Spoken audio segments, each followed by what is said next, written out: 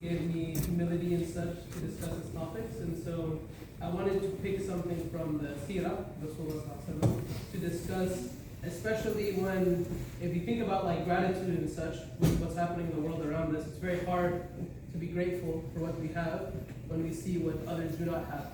When we see how in such a short amount of time, things are taken away from those around us, how the world will so openly despise the Muslims, be out to kill the Muslims, be out to attack our religion, attack our ability to practice, especially when ideas like nationalism, when ideas like liberalism is taken into the practice of Islam, and how we're not really Muslims first, we might be Pakistanis first, Americans first, liberals first, Democrats first, communists first, and then Muslims second. And so these things are what prevents us from being successful in this world, and it prevents the aid of Allah subhanahu wa ta'ala from coming to us. And last night, if you were at ICOI and you heard the khutbah, Dr. Osman Omarjai mentioned at the very end of the khutbah this exact thing. He was mentioning how us living in America needs to be Muslims first and not Americans first. But in relation to the whole world being against us, as we see openly, things like the arrest warrant yesterday for Netanyahu, but he's not going to get arrested most likely. Same way Putin has been at the arrest warrant for decades. During the time of Rasulullah, a very similar thing happened, where all the Arabs of Arabia gathered together to attack the Muslims at the Battle of Khandaq, meaning the Battle of the Trench. And so, when looking at that battle, it started with Abu Sufyan, the leader of the Meccans. He, after the Battle of Uhud, the same way he said at the Battle of Badr, swore to come back and attack the Muslims a year after Uhud.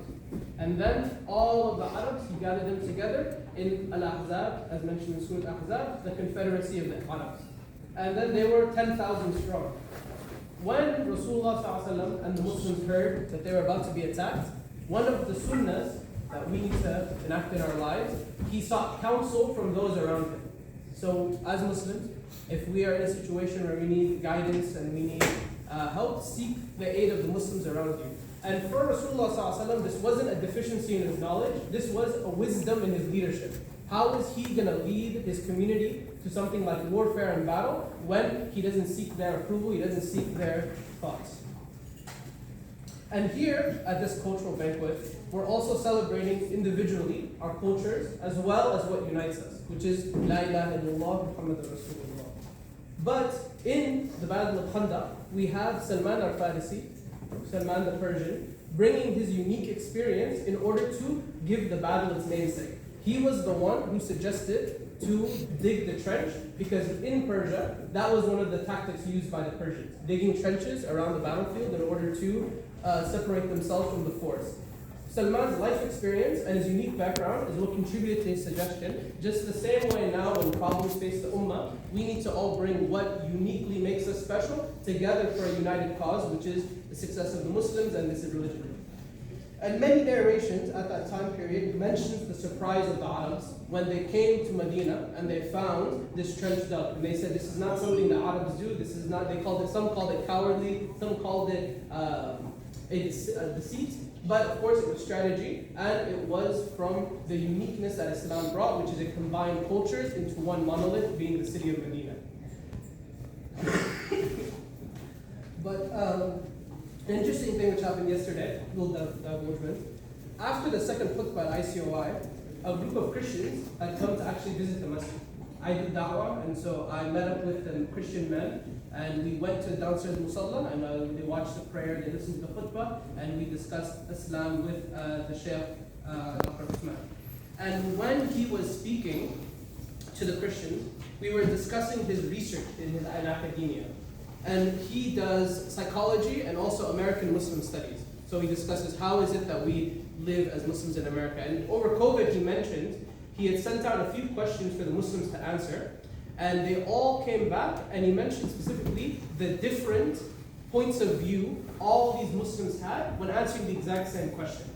And so when looking at gratitude, we find that gratitude and humility isn't about the unique situations that come upon you. So it's not the benefits that have come to you that allow you to be grateful. It's you as an individual, how do you understand the events that afflict you in life and the hardships that you face. And so in Surah Ahzab, Allah subhanahu wa ta'ala finds it important to record the reactions of the Medinans when the Ahzab, when the Confederates, when the 10,000 army came to Medina. And so he mentioned, and I'll just read the English, remember when they came at you from the east and the west, and when your eyes grew wild in horror and your hearts jumped into your throats, and you entertained conflicting thoughts about Allah.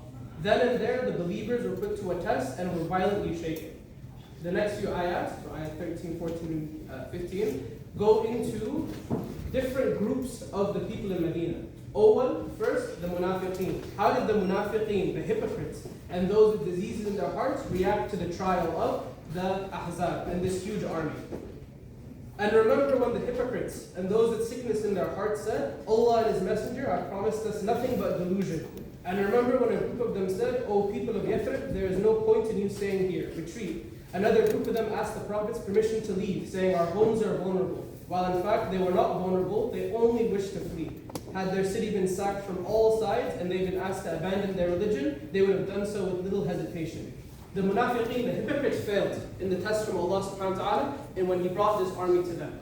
They, looking at it, did not trust the decree of Allah. They were not grateful for the blessings that they had and instead were arrogant towards Allah subhanahu wa ta'ala. And they questioned Him and they hated Him and they rejected all what they held dear. And so for them, they didn't understand the reality of the situation. It was an opportunity for the Muslims to demonstrate their faith and show their belief in Allah and what they're willing to sacrifice. And so after the munafiqeen, we get the reaction of the Muslims, the believers.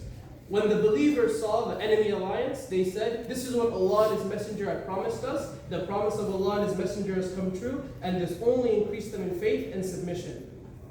As I mentioned with Dr. Osman, when we see the Muslims are reacting to his questions in different ways, even at this time, also Allah subhanahu wa ta'ala is recording the different ways that the two groups are seeing the same amount of data, the same event. Both of them are in Medina, seeing the 10,000 troops coming to them, and